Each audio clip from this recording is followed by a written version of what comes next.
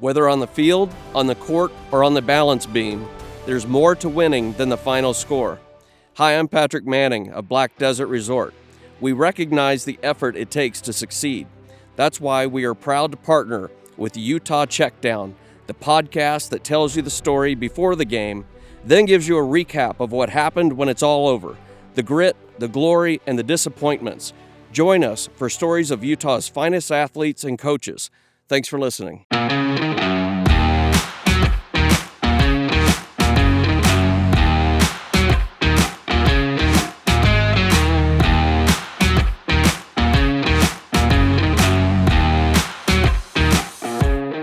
You're listening to the Utah Checkdown podcast.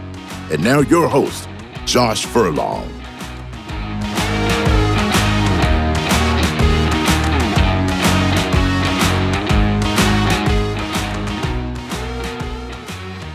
Welcome back to another edition of the Utah Checkdown podcast. I am Josh Furlong, happy to be back with you for another week. Man, there's been so much fun on this Utah beat, hasn't there? It's been a fun week of conversations related to the offensive coordinator, transfer portal, all that kind of stuff, and we're going to jump into that again today. So before we get into that, let me tell you about our partners, Black Desert. Black Desert Resort isn't just your home, it's an endless retreat where life is played your way. From intimate studios to spacious 4-bedroom suites, the raw beauty of southern Utah is your new background. Discover its championship golf course, exquisite dining, and world-class outdoor adventures, all yours to conquer. This is luxury your way. Learn more about owning a luxury residence at blackdesertresort.com. Come play, come stay. All right, let's jump right into this. So first off, for all those listening to this on Monday, happy Transfer Portal Day. I don't know if you would celebrate it. Maybe you're still upset about it. I know there's people that get frustrated by this whole transfer portal thing, and I get it. Personally, I think it's actually a great thing for the sport. I don't think it's ruining the sport. I understand there's aspects of it that ruin it in the sense that there's not a lot of loyalty to programs, but I don't fully believe that's the case either. I just think it's an opportunity for players and teams to kind of have more flexibility, right? I've mentioned this before. If you're in a job that you don't feel like you're getting the best opportunities, you should have an opportunity to leave. Also, this is an opportunity for teams to upgrade and do what they need to be able to kind of put themselves in a better position to compete. You're seeing that with teams like Arizona State, who just won the Big 12 championship. They were able to turn over their roster pretty quickly and still honestly aren't even there. I think they're doing it in a way that is remarkable, but their roster is still not kind of where it needs to be for them to compete on a day-to-day basis. Now, I say that knowing that they just ran through the Big 12 and are now in the playoff, but I think if you look at their roster compared to others, it's clearly different. But the fact that they were able to do that in a one-year time span kind of shows what the transfer portal can do. So, yes, you can be frustrated by it, about losing players that you love, but at the same time, that's the nature of this life, right? You've got to be able to give people options, and, it's good. It can be good. And so far for Utah, since the transfer portal has, been around, this has been a good thing for Utah. Utah has traditionally upgraded by that. However, you did see last year a little bit where, over the last few years, I should say, where Utah is, I don't want to say they're going away from kind of their their mantra of or their culture and just everything there. They were trying to go for, stars and different things that way. I think there becomes a look back on that and saying, not saying any of those players were bad necessarily, but I think when you're looking at it, you're trying to find people that fit your culture, right? It's their whole mentality that you become us, not, we don't become you type mentality. And so that's where Utah has to maintain. If they want to go in the transfer portal, that's great. Everybody's going into the transfer portal outside of Dabble Swinney and, the academies, maybe Stanford, those types of programs. But you've got to be able to live in the transfer portal, but you've got to do it with your culture in mind. And you can upgrade by getting better players and getting people that are there. I mean, you look at somebody like a Dorian Singer, 100% a Utah culture guy. He was also one of the best receivers in the class. right? And so it was a perfect fit for them. Unfortunately for Singer, obviously the QB situation didn't work out very well, and he wasn't able to have the breakout season that he was probably projecting. But at the same time, this was what Utah should be going after. Once again, I'm not trying to say that Utah went after guys that weren't of that, but I think there's sometimes some slippage there, and it's easy to kind of chase stars and try to get talent instead of guys that are cultured. And if you can blend the two, even better. So that's kind of where it's at. We're going to jump into the transfer portal in a second. But the biggest news of the weekend came when Kyle Whittingham announced late that he is returning for another year as the head coach of Utah. And, based on the reactions that I've seen on Twitter or, Blue Sky or other message boards or other things, the feelings are split. And I understand it, right? Like, I completely understand the emotions of that, where when you say that Kyle Whittingham's back, that can cause some frustrations. The frustrations mostly being that, there's been some things where he kind of, this last year, he changed and kind of made things difficult for everybody in terms of, not talking about injuries, which absolutely put Cam Rising in a bad position. It put players in a bad position because they didn't know what was going on.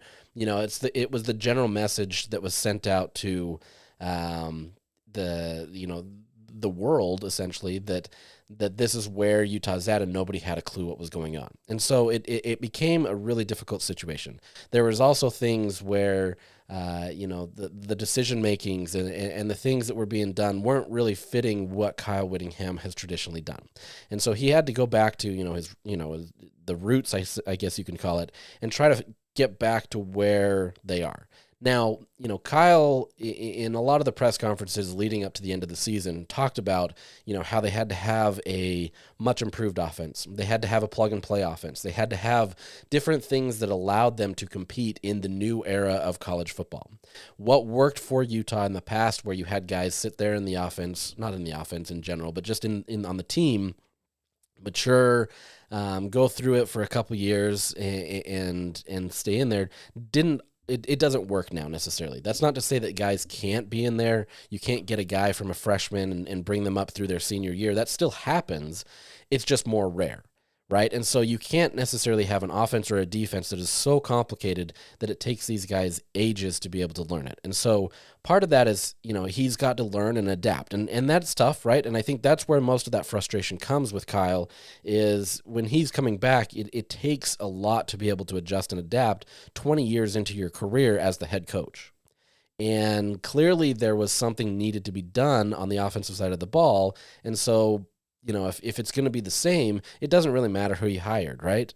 If you're going to be the same and you're still going to be conservative, you're not going to, you're so risk averse that you don't want too many passes in the middle, or you don't want things in different situations, and you kind of handicap your offense, it's really going to be the same thing. Now, part of that is with Kyle, there's a lot of trust there, right? He absolutely trusted Andy Ludwig. He absolutely trusted Cam Rising. And the pairing of those two together is why Utah was so successful. Tyler Huntley was another guy there, right? It took a while, right? It took Tyler a little bit. He was turnover prone early on. He had some happy feet. He really eventually started to settle in and became a wonderful quarterback for Utah. And it worked out well, but it took some trust and maturation in that process to be able to get there. And by the time he had Andy Ludwig his last year, Utah was able to do things that, honestly, they hadn't been able to do for a lot of Kyle Whittingham's tenure. Then you get Cam Rising, and suddenly everything changes, right? This is kind of where Kyle has been forever. If he trusts you and he feels like, you have a good handle of the offense, or you have whatever, then he's going to be much more relaxed in his conservatism in terms of play calling, being able to do things that haven't traditionally been done. But when things go wrong, as we saw this year, that kind of reverts there, where you start becoming a lot more conservative, and you want to be able to do things that limit stuff. Obviously, you put more of an emphasis into the run game. This year, the run game outside of Mekhi Bernard wasn't there. And so it just became just kind of this general, terrible offense, essentially. And so I think that is marring people's opinions on Kyle Whittingham coming back. I know I've gone kind of a roundabout way of getting there, but I think a lot of that is the background that gives this context of why people are frustrated with Kyle Whittingham. But with that said, you have a guy that has built this program into what it is today, right? I don't think there's anybody, this isn't arguable or anything, I think. Kyle Whittingham has done more for this university than probably any other coach before that. Yes, there's other incremental steps and other people that have built it, right? Like, it's not just Kyle Whittingham, and Kyle's the last person to even put that credit on himself. It's going to be about the players. It's going to be about the coaches that he's been with. But at the end of the day, it's his structure. And so if you can maintain that, if you can maintain that culture, and if you can maintain kind of his cachet in the college football world, that helps, right? And that's huge with boosters. Boosters want to be able to have that. They want the guy that's going to be able to go to the table with them and be able to help, right? That's not a knock on Morgan Scalley, who is the heir apparent. But at the same time, if you've got that guy and he's still able to have the energy and the passion to do it, and, outside of this last year, there really hasn't been much of a mistake, then you're fine, right? Now, that's not to say that there can't be errors along the way, and there can't be things that as he gets older and as he continues to go through this, that there could be some issues, right? I think sometimes people hold on too long. I'm not saying that Kyle is there. I honestly think that he's good. I just think that the signs were pointing to him leaving based on kind of how this season went, kind of the frustrations. It was wearing on him. You could kind of see that in his face. But I don't think that he's ever lost that, right? This is a guy that lives, breathes, eats everything football. And if anything, it's not even just the football. It's being able to see these guys come into the program, help them mature, help them as individuals. That's what he loves, right? The football, absolutely, that's his thing. But he really does love to see these guys grow and be able to graduate. Like, he truly believes in a lot of that stuff, and it fits what the University of Utah wants in him and any head coach.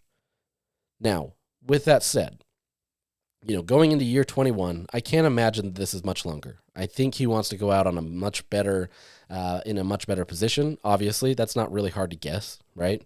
Nobody wants to leave on a 5-7 season after a 20-year career where have had back-to-back Rose Bowl appearances, back-to-back Pac-12 championships. You also look at kind of the nature of the Big 12, and you feel like you can still get in there, right? You can get into the Big 12 championship. You can go in there, and like I've said, if Utah had just a moderate offense, a moderate passing offense, Utah is going to be fine. And they're at least in contention for that championship game. And at least maybe it changes some of the tones of the game and allows them to be able to be in a situation that they weren't, right? And so you're getting a head coach that, if everything can go well this next year, I think that becomes a great opportunity for him, right? Now, with that said, going into the 2025 season, there's far more questions about this team than there were this last year. And, maybe there should have been more questions about this team, but I think given the roster, given everything that they'd done, there was no reason to really question a lot of that stuff. And you can argue, the media should be able to go see practices so that we could give you as the public more feedback. And I 100% agree with that. And I think that absolutely does you more of a service as a fan, the supporters of this program, to be able to understand what's going on. But that's just the nature of what this is going to be, right? Kyle Whittingham isn't necessarily going to open up practices suddenly. It's not going to change just because he's coming back for another year. With that said, the future has to look towards Morgan Scalley. From everything that I've heard, Morgan was involved in the process of hiring Jason Beck, the new offensive coordinator. He's going to be involved in a lot of the day-to-day decisions with that. What that looks like, I'm still curious to hear, right? We haven't had a chance to talk to Kyle or Morgan or any of these guys since the season has ended. Usually we get a post-recruiting press conference. We didn't get that because they were in the middle of hiring for a offensive coordinator. So they were preoccupied with doing all that stuff. Understandable. I hope that we get something in the coming days that allows us to be able to talk to them. I always try to get a conversation with Kyle in the offseason after a few weeks just to kind of see where they're at. But we don't know what that structure is going to look like. Everything in the conversations that they were leading up to the end of the season, we're talking about, because Morgan is the heir apparent, because he's the head coach in waiting, a lot of those decisions have to, I don't want to even call it a 50-50 split, but they have to be with Morgan in mind, right? It's not like with Kyle coming back, it's not like they had to do all of this because he can just say, look, this is my roster still, this is my team, I'm going to do it. But Kyle absolutely wants to set up Morgan for success. And so if he can do that in a way where this is kind of a gap year, so to speak, not even a gap year, a bridge year, we'll call it. This is where he can kind of bridge the two coaching staffs. That becomes a great opportunity. And I know some people have said that's been happening for a long time. It's holding on too long. Morgan Scalley is going to be frustrated, and how long can Kyle stay on? That's all totally acceptable, right? If you've been in a position where you're just waiting for somebody else to move on, that becomes a challenge, right? At the end of the day, Morgan is, a Utah man and he wants to be here, but there comes a point where if Kyle holds on for so long, you wouldn't be surprised if Morgan decided to start looking somewhere else. I'm not saying that's imminent. I'm not even saying that's a possibility right now. But at the same time, that's kind of that situation, right? And so there's going to be some things where Kyle is going to have Morgan more involved in things. Maybe it's saying, look, yes, you're the defensive coordinator, but I'm going to let you kind of oversee some of the offensive, decision-making. That's obviously Jason Beck and how he does things with the offense, but in terms of maybe how the head coach approaches that, maybe Morgan gets involved in that, right? I don't know. I doubt that, but at the same time, maybe there's different things there that allow him to be able to have more of a stake in the future of this. Jason Beck and Morgan Scalley, they had conversations as part of this. They know each other well. This was something that Morgan wanted as well. It's embracing kind of the structure and the style that Morgan wants to implement as an offense. And so I think there's a lot of blending here, but I still, this is still Kyle's show. And so what that decision looks like and how that all goes, those are the questions that I'm going to have, especially as we go into spring and kind of what's going on there. But at the end of the day, you still have your head coach. He's one of the greatest head coaches in college football right now, what he's been able to do. Have there been missteps? 100%. And he would be the first to admit it, right? He's one that's going to take all the blame for everything, and he believes that, that it should fall on him. And, some of that's not fully him, but at the same time, yeah, it is, because you're the head coach, you're responsible for everything. And, that's kind of where Utah's at. And so we'll see how this looks moving forward.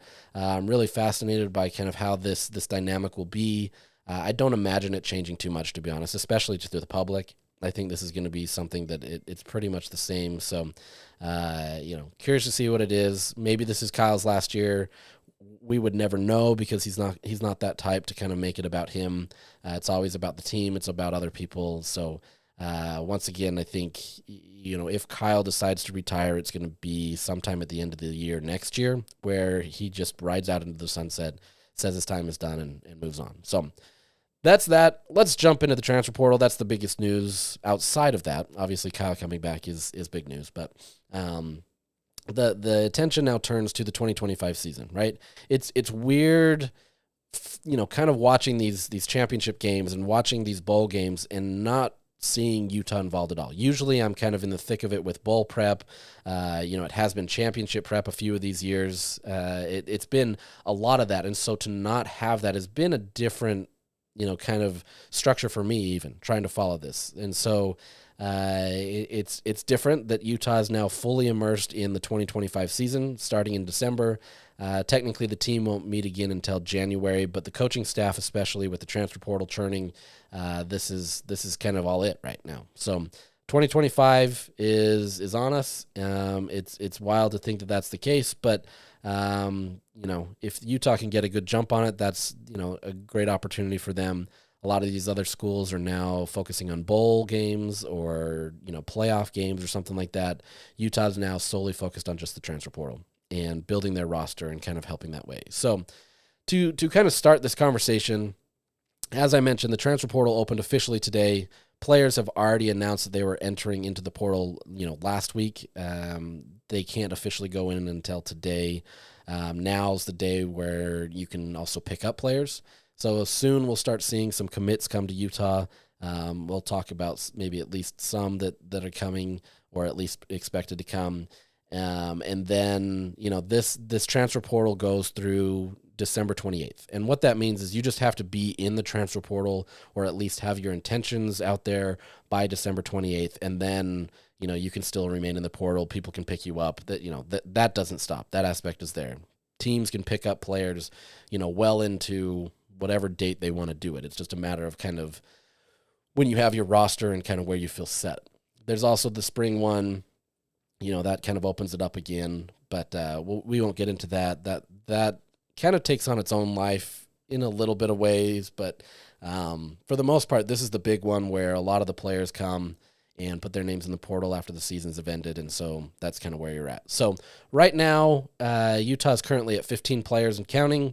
There's going to be more, right? I expect probably 3 to 5 more. Who knows? It's hard to fully tell. But as part of this, the biggest aspect of this transfer portal season, I know a lot of people will look at this and be like, wow, that's a lot of players, and it is, but Utah's going on a full reset on offense. This is not something where they're going to just kind of lightly dip their toes in the water. No, this is a full embracing of reset on offense. That button has been pushed. They have completely, whether it's the player's choice or the coaching choice and saying kind of their priorities for these players, it's been a full reset. And so as a result of that, you've lost a ton of offensive players. Just since we last talked, I listed off a few names last week, but since we last talked, Damian Alford, wide receiver, Samote Pepa, defensive lineman, Jack Baumeister, punter, John Randall Jr., who was a running back who transitioned to corner in fall camp. He's in the portal. You have all 3 quarterbacks, Brandon Rose, Isaac Wilson, Sam Heward, they're in the portal, and you also have tight end C.J. Jacobson. So you've lost a lot of your depth, especially at quarterback and at running back. You've lost essentially all of your running backs outside of Mike Mitchell. You've lost all of your quarterbacks except for Cam Rising, who is still on the fence. As of the latest, right before I went on here, 24/7 Sports announced that Cam Rising is not coming back, according to sources. Those are the same things that I'm hearing as well. It was always a situation that was going to be tough for Cam to come back. Whether he decides to even play football collegiately anymore, try to pursue the NFL, those conversations he's still having. I don't know what that looks like for him. At the end of the day, Utah is moving on. And I think that's a good thing. That, it sounds calloused in some respects, but I think with where Cam is at, you can't have him continually handicapping your season, right? That's not a knock on him because he's obviously been a phenomenal player for Utah. And I think Utah, owes him a ton of respect to be able to get where they are today. Utah is the program that they are today largely because of what Cam Rising was able to do. You got into 2 Rose Bowls. Obviously, you had a chance against Ohio State. Penn State wasn't even a chance. But you get 2 Pac-12 championships. You put Utah on the map where it bumped Utah up to another level, especially in the recruiting front, where teams or players started to take Utah a little bit more seriously. Obviously, Utah's been a contender, since they've joined the Pac-12. It took them a few years to get there, but it's taken a while. And Cam really kind of solidified what that meant. But based on his injuries and kind of where he's at, Utah can't rely on him as a starting quarterback. Now, look, if you wanted to bring him on as a depth player and help him coach up guys, that's great. But the reality is I don't think Cam wants that, right? If Cam is going to come back, he wants to play. He wants to start. But I don't think, I think trying to make that work for Utah would be a disjustice to the rest of the players. And that's just the nature of it, right? You've got to eventually cut ties and move on. And I think you can still have that belief while still absolutely respecting him for one of the best players to come through Utah and allowing, his talent to be able to really raise Utah to where it is. But at the same time, you have to move forward. And that's where Utah's at. So when I say they've hit the reset button, they've essentially gone all in on that, right? The biggest flaw on offense was the quarterbacks. Obviously, Cam got hurt. There wasn't a flaw there necessarily, but his injury prone, maybe that's the flaw, right? And then you had, inconsistent play from the rest of the quarterbacks. Then they got injured. There's other, factors that went into that. But at the end of the day, the quarterbacks couldn't move the ball. There were skill players that could do things, right? Like, obviously, there was players that could catch the passes. That was great. Obviously, the run game needed to be reset as well. They weren't able to get what they needed to outside of Mekhi Bernard. But you're not getting Mekhi Bernard back anyway because he's a senior and he's moving on. And so a mixture of the transfer portal and the senior class leaving, this essentially leaves, empty cupboards, which is in some respects great for Utah because now they can completely invest in the full reset. They can have Jason Beck come in here and he can have a blank slate to be able to work with. That's a great thing. I know it's frustrating to lose players, and I'm not saying any of those players weren't contributors or players that could have been, great key pieces for this offense moving forward. Yeah, there could be, right? But I think with where Utah's at, it wasn't fair to them, and it's not fair to, the team moving forward to have kind of some of that stuff lingering.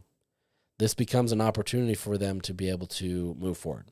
Reality is there were only 19 teams worse than Utah in total offense in the FBS. That's not great. Utah was 129th out of 134 in passing. And they had a grade of a 49.7 from Pro Football Focus, which is not fully, without, problems. But at the same time, it's a good measure of kind of where Utah was at. I mean, Utah, the only teams worse than Utah in terms of grades were Central Michigan, Kent State, Charlotte, New Mexico State, and Kennesaw State.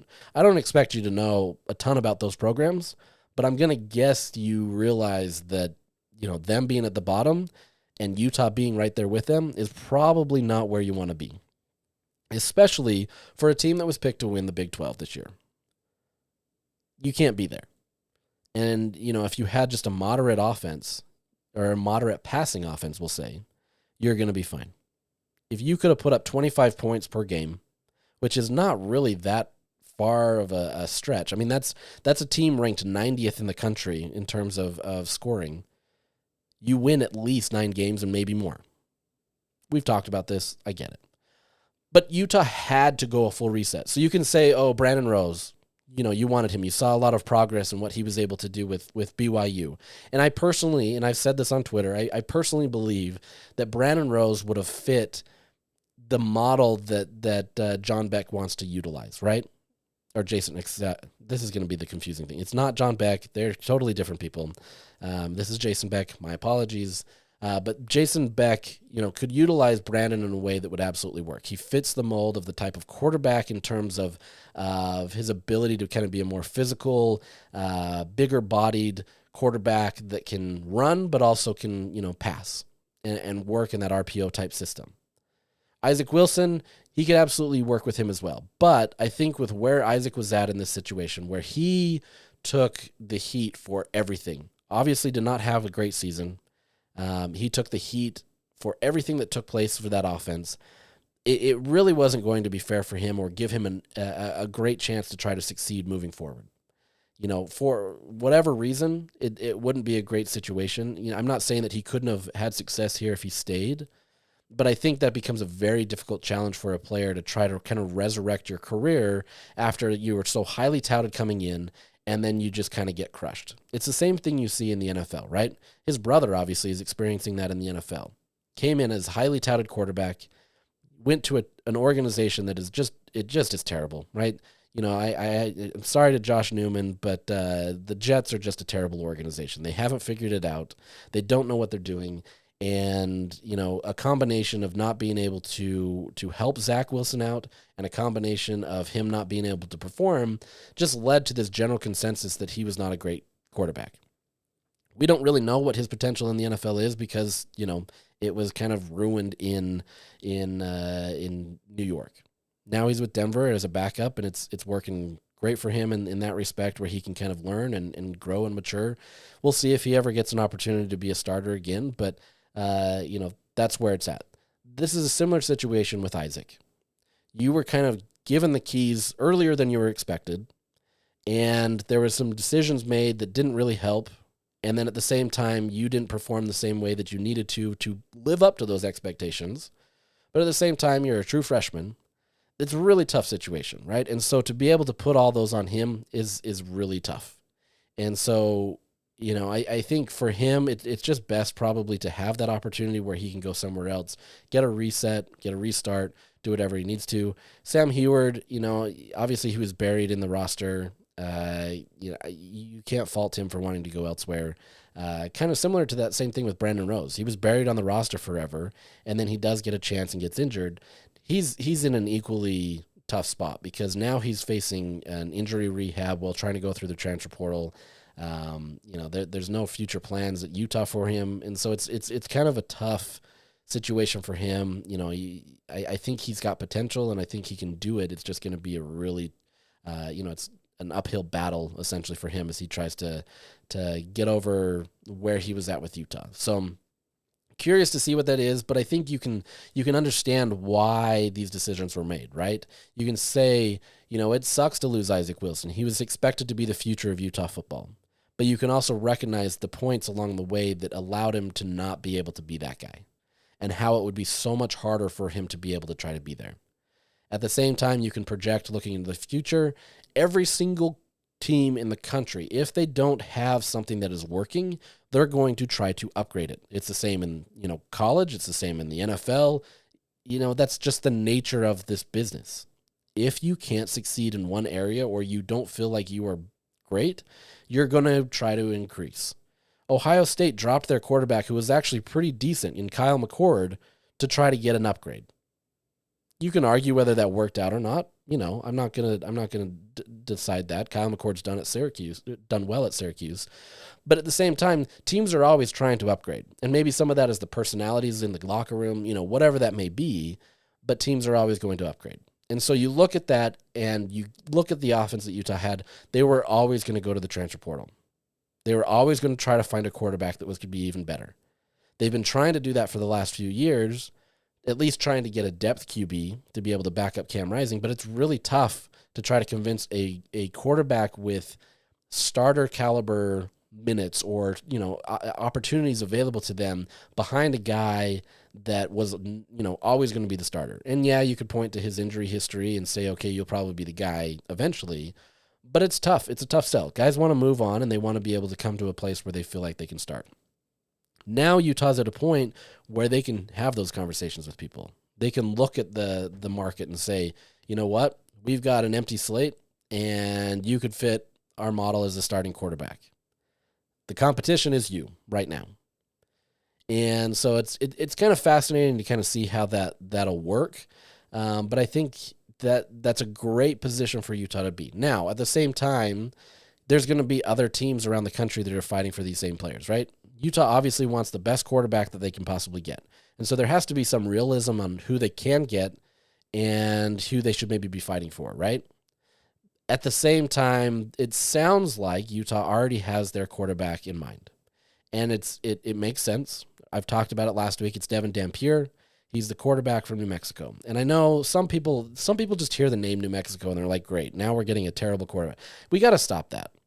There's a lot of these players that perform at lower levels or, schools that you feel like don't jive with where Utah's at. The reality is Utah's not there, right? Utah is not the same as an Ohio State. They're not the same as Oregon. Yes, you used to go toe-to-toe with Oregon.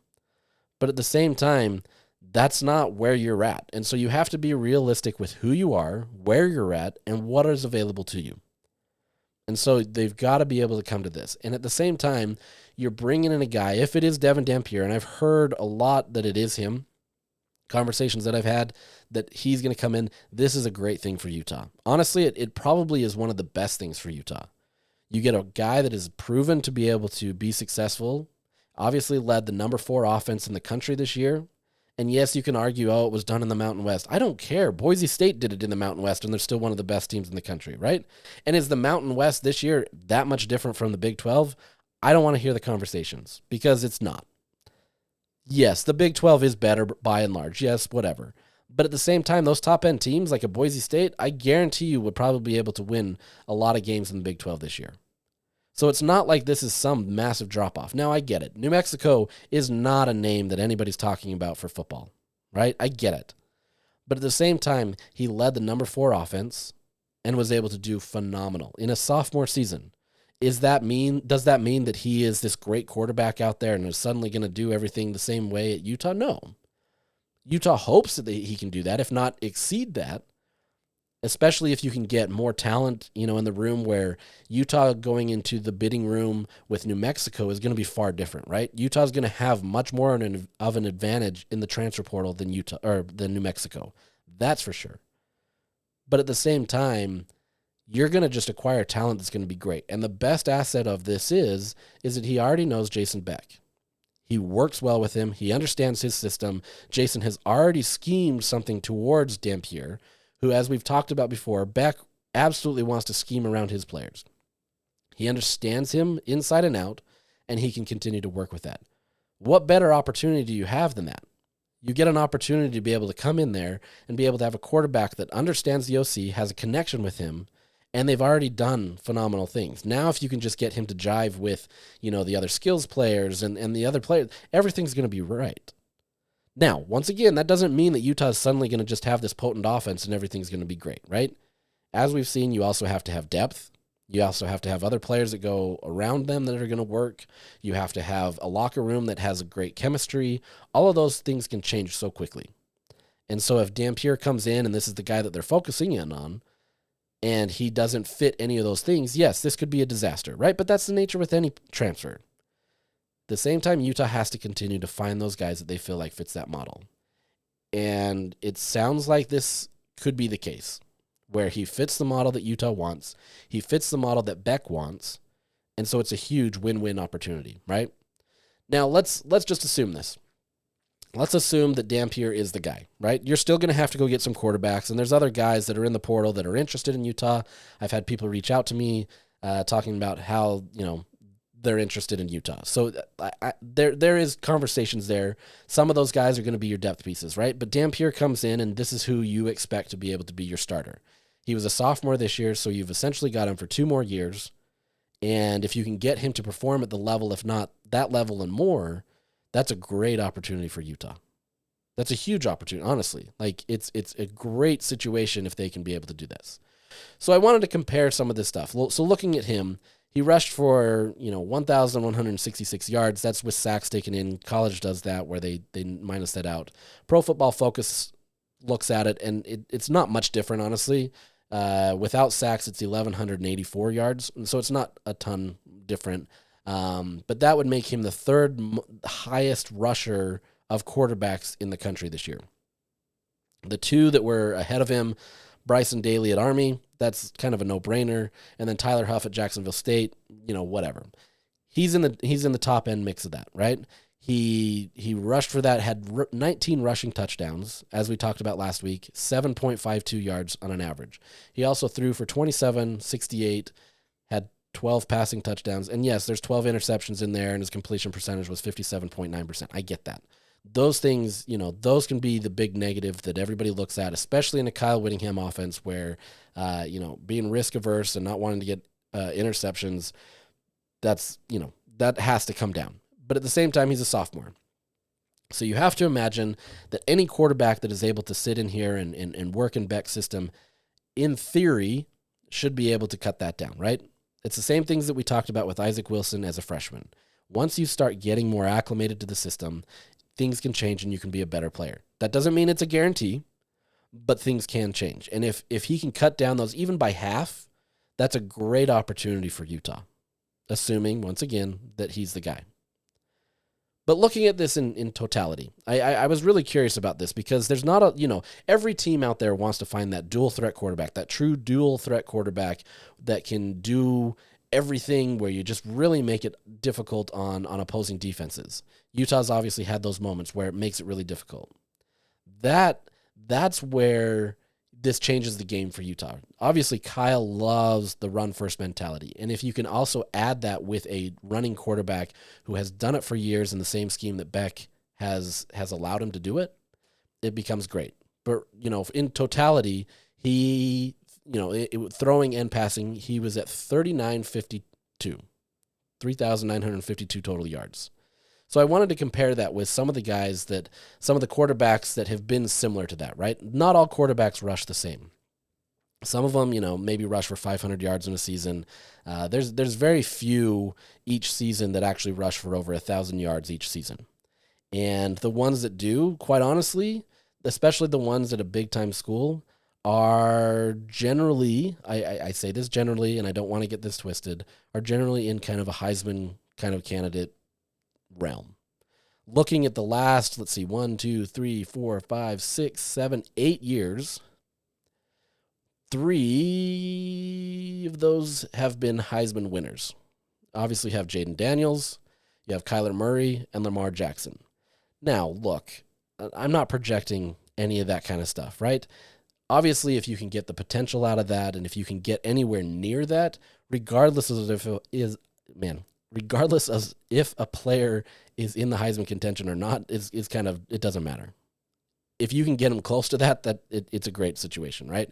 But looking at this, I was curious. Like I said, Jaden Daniels, his last year when he wins the Heisman, he rushes for 1,200 yards, 1,250, throws for 3,800 yards, so 5,000. Total yards. So that's 1,000 more total yards than what Dampier's at. That's his veteran year, right? That's the year that he gets it. He had 50 total touchdowns, 40 passing touchdowns, 10 rushing touchdowns. It's a lot. And so you can see that level for Jaden Daniels, right? The year before, though, if you look at it, the year before when he was in LSU, so he really kind of started to get in there. He's also maturing in there. He threw for 39.92, which is exactly the same number. Not exactly, but you get it. It's like 40 yards away from what Dampier was at. He had 17 touchdowns passing, 11 touchdowns rushing, so for 28 total touchdowns. What Dampier had, 19 rushing touchdowns, 12 total passing touchdowns. Pretty similar. Exactly. I mean, it's actually more.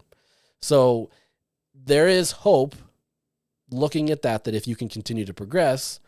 Jaden Daniels, obviously, in his junior year, did well. Same numbers as what Dampier had. The next year, he exploded and was able to have a Heisman winning season. Once again, I feel like I have to always say this. That doesn't say that Dampier is going to do that at Utah, right? But you want to be on that same trajectory. You want to be able to be there. If you have a guy that is in that type of a conversation, that can do a ton of damage to teams. It allows you to be able to be effective. This was the same case for Malik Willis at Liberty. Obviously, he was getting a ton of praise. Wasn't necessarily in the Heisman conversation all the time. But, I mean, he's throwing for 4,000 or combining for 4,000 yards one year, 3,200 yards another year. Similar numbers, right? Obviously, is in the NFL, projected to do well. We'll see how that all turns out, whatever. Jalen Hurts, he's at Oklahoma, 5,200 total yards, 1,400 rushing, 3,800 passing, 52 total touchdowns. I mean, these guys have taken it to the next level, right? And that is what separates a lot of these guys, especially those Heisman type players. Jalen Hurts is in that conversation. Kyler Murray, similar, 54 total touchdowns. Lamar Jackson, 45 total touchdowns. He had 51 the year that he won the Heisman. I mean, these are guys that are combining for over 5,000 yards. Passing and rushing, there's a next level there. But if Utah can continue to build off of that and be able to get a guy that is in that realm, that absolutely helps, right? And so I think that's what Utah's looking at. You can look at the flaws. You can say, okay, there's 12 interceptions, and his passing percentage at under 60% is not ideal. It's not. I mean, that's the reality of it. But if you can get some of that, and if you can get some depth, and if you can get some more skills players around that where you can go and kind of attack, this becomes a great win for Utah. I know there's a lot of people that wanted John Mateer from Washington State. I get that. But actually, Devin Dampier in a lot of metrics has actually been better. Not all, but better in some. And so you're getting a quarterback, if he does commit to Utah, that is going to be effective. At least shows that he can be effective. That's not to say that it'll work, a one-to-one translation at Utah. Obviously, things are different.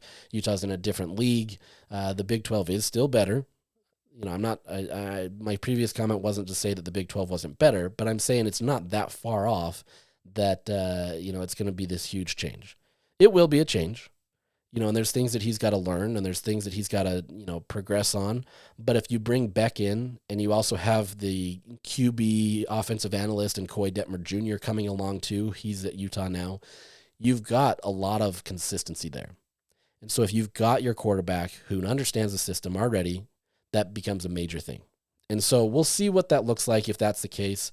Everything is trending that way. Obviously, it's not been set as of the, doing this podcast, and Utah hasn't committed to anybody or hasn't gotten a commit from anybody, and so we'll see what happens there. But everything is trending that way from what I've heard. That would be a great opportunity for them. So what is Utah going to look for in the transfer portal? I mean, at the end of the day, they're going to try to find the best talent available that wants to come to Utah. That fits their culture. They have to get into that. But the priority is obviously going to be QB. I think Kyle says that all the time. It has to be that, right? it's got to be the quarterback, and especially this year where that depth has been decimated. You've got to find the QB that works, and if that's Dampier, that's great. Now you've got to find some depth. And there's going to be some guys that can come in and then be the depth players. There's guys that want opportunities and they can see what's going to happen. But it's not going to be easy once you get that starter.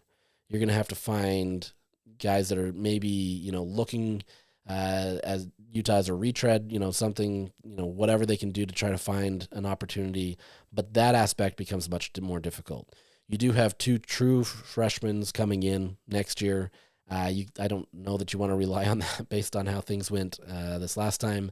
And I also don't think that they're kind of at that same level of what Isaac was expected to be. And so you do have to get more, quarterbacks out of the transfer portal. So that's priority number 1. Outside of that, you absolutely have to, work in the run game room, right? And so you're going to try to get some running backs. You're trying to get guys there.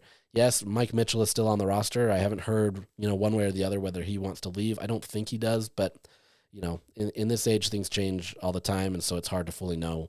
But you've got to rebuild that. Yes, you have, once again, more freshmen coming in, but it's a tall task to be able to have them just jump right in. I am curious to see, though, some of these guys in Beck's system, if they can kind of fit into this model faster as freshmen. I still think it's a tall task to be able to want to put that all on them.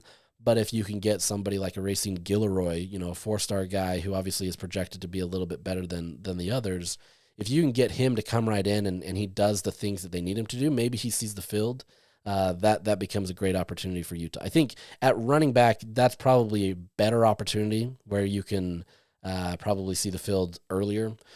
So I don't think the depth is completely as bad, but it is still not great, right?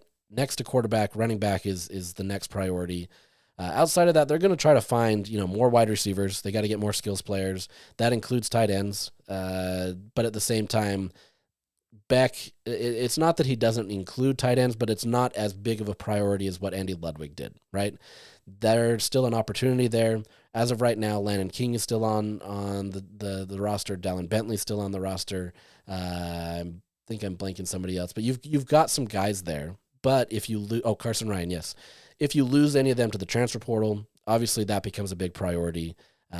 You're still going to want to get there, but I think you're not going to see the levels that Utah was at this year where they had 6 tight end. That clearly didn't work out as well. They weren't able to get them on the field.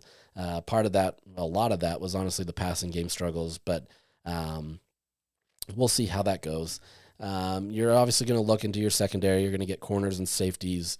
They're not as bad there, but you're still going to need some proven guys there trying to get them in and get them in spring to be able to really get into that system. Linebackers, you're always going to want more depth there. But for the most part, offense is going to be where Utah focuses. Quarterback, running back, and then on the outside, right? Wide receivers, tight ends, whatever that may be. There are some options, whether that be from New Mexico. You can't take everything from New Mexico, but if it works, that works. Eli Sanders is a running back from New Mexico. Luke Weissong, wide receiver, did really well at New Mexico. Curious to see if there's attention there given to them. Obviously, Sanders probably has a greater opportunity to have an impact there than Luke Weissong from New Mexico. But I think Utah, is going to try to get the best of players possible, right? That's not a no-brainer. But they're going to be active in this portal. They're going to work really hard to try to be able to get the best players that they can that fits their culture. So the next few days especially are going to be pretty wild. And by the time you listen to this podcast, maybe some players will have already committed or, left Utah. I think it's probably going to slow down a bit for the players leaving Utah. There's just not a ton left anymore. But that's not to say that there won't be some players that go. We may get some conversations about guys going into the NFL draft. You're looking at somebody like a Lander Barton. If Lander decides to leave to go to the NFL draft, obviously that ups the attention on linebacker. Keanu Tanavasa has, as I've talked about, has been weighing whether he wants to go to the NFL. That's still kind of TBD based on the grades and everything there. But if he leaves, D-line maybe becomes a little bit more of a priority than it has in past years. But For the most part, as I mentioned, the offensive side of the ball is going to be where it's at, and Utah's going to focus in on that. So we'll see how this goes. I don't know if we'll do much more of a podcast this week. We'll see. We may be able to touch on some some other aspects of Utah athletics, whether that be basketball or, there's a Red Rocks preview on Friday. Maybe we could preview some of their season, but we'll try to keep, talking about a lot of these different aspects of Utah athletics, but football is going to take the priority right now, especially as the transfer portal season opens. So with that, we will call it a day. Thank you for listening once again, and I'll get back to you maybe this week. If not, we'll come back again next week and kind of do this. So thanks for everything. Hit me up if you have any questions or would like me to talk about anything or talk to somebody, and we'll see what we can do. But with that, we'll sign off today. Have a great one.